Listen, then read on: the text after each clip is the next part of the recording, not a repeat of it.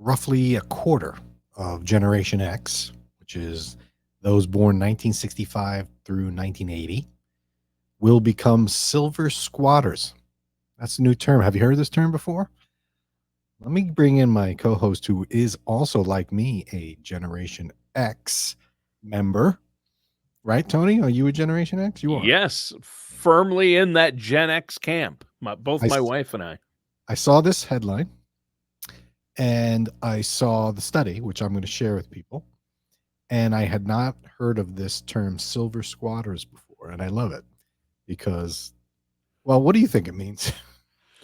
Well, I actually saw a bit on it on CNBC called Silver Squatters, and they cited that study where between 40 and 50% of those around the age of 55 say they will definitely have to rely on family, or they plan on relying on family to support them in retirement because they won't have enough for So, living purposes or expenses or where to live. They'll need to rely on family. and where do you fall in this silver squatting? Are you one of the 25%? It's funny you should ask that. I told you that when before the show started, I was telling you, my wife said, my dad, we moved him into assisted living, and she's like, it's too bad the house isn't in better shape, and there's no real high-speed internet where he's at on the farm. Otherwise, we could move there to save money and sell our house and put that in our retirement fund. And that would really help us out because we've been supporting our 3 children, trying to get them on their feet as young adults. And we've been helping out my mom and dad. So yeah, we're that sandwich generation, and we're probably, because of that, going to need some help, or it would not be nice to get some help from family, either our parents So, in some way or inheritance or to live, or we're going to end up having to allow maybe at some point one of our children to stay with us or get a house together to save money. so if I'm hearing you right, you and your wife are planning to move into your dad's house while he's in an assisted living facility and squatting so that it becomes you. We thought we'd go down there and squat and Just take over his farm, take over the farm. But there's no high-speed internet access. Yeah. There's no good coffee for miles. Okay, so actually they have a Scooters and a Starbucks in town now. So yeah. Scooters, that must be a Midwest thing. I don't know. It is. It's good. Scooters coffee is good. Okay, so this is from the 2024 Pulse of the American Retiree Survey, Midlife Retirement Crisis or a 10-year Opportunity, and it's put out by Prudential. There's a link for those that are watching. So Tony, we've done countless shows now. One of the favorite ones was top 3 retirement punches. Everyone's got a plan until they get punched in the face. I'll put those shows up. You love to quote Tyson. Mike Tyson. Everyone's got a plan until they get punched in the face. And so the 3 punches are a stock market correction, a healthcare event, negative. And then that third one, which was elusive, is a needy family member. I always say, I ask people when they come in, they start talking about retirement, are your parents still alive? Are your kids still around? What are their needs financial? And they're wondering, why am I so interested in their parents? And it's not because I'm trying to get more clients. I'm just trying to figure out, are your parents or are your kids going to be a burden on you financially? And so this study was conducted. Oh, no, wrong study. So the last study we did, Northwestern Mutual, about how people, the retirement dreams and retiring early and so forth, and how people don't have enough. They need so much more. And I was faulting, and I pointed out, what's in it for them? Why is Northwestern Mutual putting this out? And then we did the quote I did on the 3-legged stool, or the Tricycle Retirement. It was a quote from MetLife. And you made the comment, it's always these insurance companies that are putting out all this doom and gloom, I would say. And here we are, Prudential. You need insurance. They're just trying to get you to realize, hey, insure your future, right? Yes. So, but it's interesting data. So I want to talk about that, but take it with a Right. grain of It salt. doesn't take away, though, from the actual studies, and they actually do research and study people. And I misspoke earlier. I want to correct my statement. I saw the CNBC thing, and it was based on this, and it was a quarter, not a half. I thought it was 40 to 50. It's 24 to 25%. Yeah. The stat you were thinking of, because I read it, was 50, over 50% don't or do think they'll need some sort of help. Oh, The no, stat, and over 50% haven't asked a family. They yes, say I they're got gonna that in need. here. This Yeah. gets interesting. So the first quote here for the listeners, which is Yes, always okay. interesting, those on, say, Spotify, iTunes, um, quote, nearly a quarter, 24% of 55-year-olds expect to need financial support from family in retirement, which is twice as many as 65 and 75-year-olds, which is only 12%. So you, Tony, your generation, the 55-year-old and you, Mhm. one out of every four of you are saying they're going to need financial support from family. Now, it doesn't specify parents or children, but it just means family. Mhm. The next quote, 1 in 5, 21%, also expect to need housing support compared to 12% of 65-year-olds and 9% of 75-year-olds. So if we look at that and say, all right, 10% of 75, 70-year-olds need housing support, it's more than doubling for 55-year-olds. Wow. According to their expectations, does that mean they're going to need help? I don't know.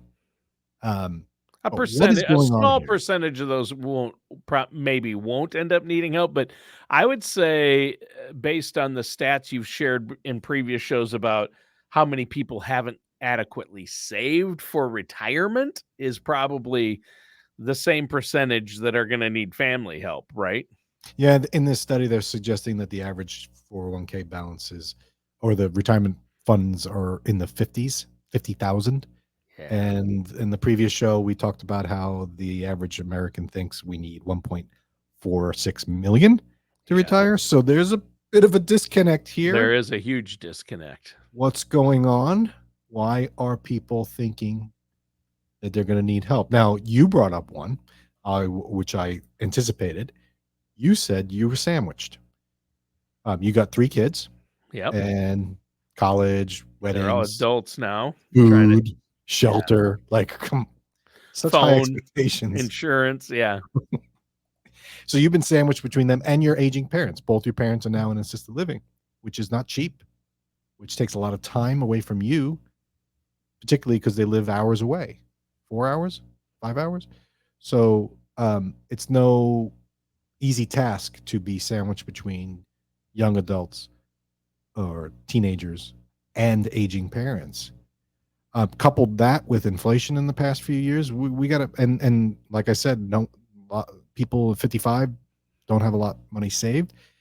I could see why this generation might be saying, hey, I'm going to need more. Now, but a lot of people say, well, every generation says they need more. Everyone goes through hard times. Think about the silent generation and going through the depression, and everyone's got, think about the inflation in the 70s. What about the people that retired in the 1970s? We're also living a lot longer. So Yeah, the and our life aging parents are expectancy living is, longer. yeah, there are a lot of factors that are make it much different than that, right? But I sense some whining from you. Gen X does not have a tricycle retirement. Watch the show on the Yep. tricycle retirement if you want to know what that is.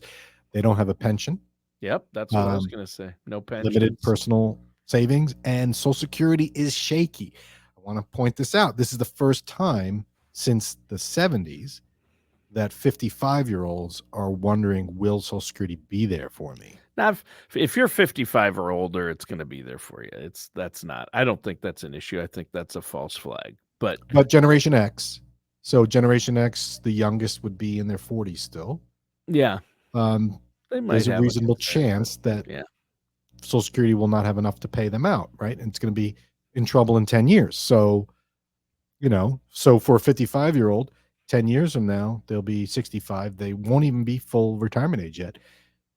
So I'm not saying that it's going to not be there. I'm just saying that is a reasonable thought that That's a someone point. could have as a Yeah. 55-year-old. Sure. But they don't have a solid tricycle at this point. They don't have the 3-legged stool. So I could see that this stat of nearly a quarter thinking they're going to need financial support is not that far off. Yeah. You know, Gen X typically says, oh, the millennials are crybabies, and Gen Y doesn't want to do anything. They're all on social media and don't want to work. They're lazy. Yet here we are, Gen X, worked majority of their life, and they're not sitting pretty, right? So do you blame millennials and Gen Z for saying, why would I follow your footsteps? You're not doing a great job? I don't know. We got them to this point. We got you to this point. True. But they're looking at your future saying, I don't want to go live on a farm like my dad might. I'm not going to go live on a farm, Dan. Just an FYI. You mentioned this, and that's not code for something, right? Living on the farm is not code for like Old Yeller. Let's take him back. Send him to upstate New York. Right. The old, where's your pet? He went to live on a farm in upstate New York. Maybe that's what your wife's getting at there, Tony. She was inquiring about life insurance for you. Okay, now let's not talk about it. Here's the other stat. Quote, nearly half of 55-year-olds, 48%, who expect to need support have not discussed it with their family yet. Right. The 25% who say they're going to need help from family, half of them haven't discussed this possibility with said family. And I would say it's even higher. Now, I'm not surprised at this, and no, me either. I don't think it's a good strategy. But then again, let's throw you under the bus here, Tony. You and your wife were talking about moving, if it had Wi-Fi. We're just throwing it out there. Just throwing it out there. Now, there's a truth to every little throwing it out. Hey, we could, what if we moved down there? We could save a lot of money. Just live in that house. It's paid for. Have you mentioned that to your parents? No. See, so there you go. You're guilty. No, but I know as a fact, my dad in a heartbeat would love it if we lived on the farm. He would practically beg me to do it. He would rather do that. Yeah. And I think that is probably keep it in the family. That is reasonable, right? So you don't necessarily want to talk to your aging parents about moving in and that kind of thing. But I'm thinking more of, he doesn't live there anymore. So there are different circumstances. Right. Yeah. I think there's a lot of 50-year-olds that are waiting for the parents to die so they can inherit the money to bail them out of the bad decisions they made. Yeah, that sounds terrible though. But then there's also a lot of people in their 50s that are thinking I might have to move in with my kids, which is very rare. Now that used to be the norm, like multi-generational families. Yeah, it's totally normal. And certain cultures, it's still the norm. Right. It's frowned upon almost here in the U.S. Many other countries, it's the norm, especially Hispanics, Asians. It's the norm. And so, why is it so frowned upon here? Independence, American dream, get your own, spread your wings. Yeah. I'm looking at colleges with my oldest, and it's like, get out of here. And he wants to get out of Florida because he says it's too damn hot. And I don't doubt that. I can't dispute it. But am I thinking I'm going to move in with him at some point? No, but there's this thought of, well, maybe one of my kids will take over the business, or maybe one of the kids will take care of me. You always think about that. You got 2 daughters, so you're in a better spot. I got 3 sons. I'm like, oh boy, who's going to take care of me? Yeah, they are worthless. I mean, we all know sons. We were sons. They're not going to help you. You got to have a daughter. No, I'm kidding. I'm kidding. Your boys are great. I'm sure one of them will turn out to be the kind of person that would take mom and dad under his wing. Well, and I have clients that have gone through 1 out of 3 ain't bad, Dan. That's what I say. I had 3 kids, and I just got to get 1. 2 out of 3 ain't bad either. I think that a lot of my clients that are going through this, I think there's no right answer, but there's definitely a wrong answer. And the wrong answer is you don't say anything. You keep it all to yourself and you don't talk about it. That's where the problems start. You got to have communication. Do we put mom in a nursing home and you have all the kids talking about it? Get her in on the conversation before it's to that point. Yes. That's always the answer when it comes to financial planning, is pre-planning, right? If you're even remotely thinking, hey, I might need some housing assistance when I'm retired, whether with one of your kids or your aging parents or some combination thereof, get that conversation now, because it's not going to be really pleasant if it's a sprung on anyone on the last minute. And I don't envision 55-year-olds just showing up with suitcases at the kid's door or wherever. Like, like, I don't know, like some sort of. Sarah and I have talked about moving in with you once your boys move out. Right. You'll have all that space. You just want to get to Florida, is what you want. No, I don't. There's no, like I said, there's no right answer, and it's not wrong to have this sort of expectation, especially if you were sandwiched and like, man, I got pulled in two different directions here. It's okay to realize that you're treading water, but if you silently suffer, that doesn't help. If you think springing it on a parent or a child is a good idea, that's not a good idea. Not gonna happen. So generally speaking, those in their 50s are facing, I don't like to use the term retirement crisis, because I think a lot of that's manufactured to sell financial products and services. Mm-hmm. I think there is a general lack of savings, though. Yeah, a bit of an uphill battle, or maybe a tough retirement road, right. Some twists and turns. Yeah. So the traditional solutions of save more, spend less, work longer, delay Social Security, those things all make sense, right? But easier said than done. But I think one thing that I can absolutely say is talking and planning now for this is you'd be better off. Working with a financial professional like yourself is key to this, and coming up with a plan, planning ahead, working with a professional who does retirement planning all the time for people every day. If somebody specializes in this, why not work with them and get a plan in place? I think it's a no-brainer. It's going to help you with this, right? And it sometimes serves as the neutral party you need in family issues like this. It was the kick in the pants my wife and I needed, that's for sure. Right? Like, okay. Oh, we do have to save more. Oh, we might have to work this on. Okay, let's kick this down. Oh, we do need to check my dad's trust. Right?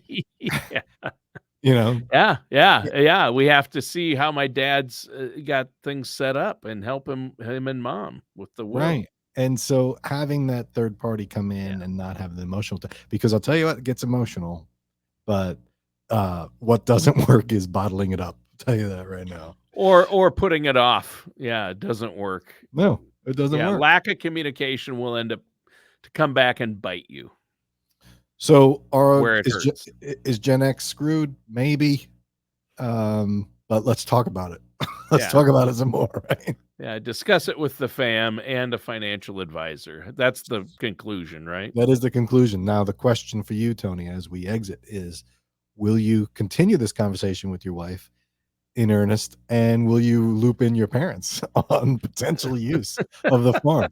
Like, hey, are you just going to show up with a shovel and calling up the local cable company and be like, let's get some fiber optic going this way? Oh, well, you don't scare me. Matter of fact, you amuse me. All right. Well, thanks for a good show, Tony, as always, and we'll catch everyone next week. All matters discussed in today's show are for informational purposes only. This show is not investment advice. Dan Riddle nor Dolphin Financial Group are affiliated or endorsed by any government agency. Investment advisory services are offered through Dolphin Wealth Management, Inc., a registered investment advisor in the state of Florida. Insurance products and services are offered through Dolphin Insurance, Inc. Dolphin Wealth Management Inc. and Dolphin Insurance Inc. are affiliated companies doing businesses as Dolphin Financial Group. You should talk to someone at Dolphin Financial Group before implementing any of these strategies or ideas.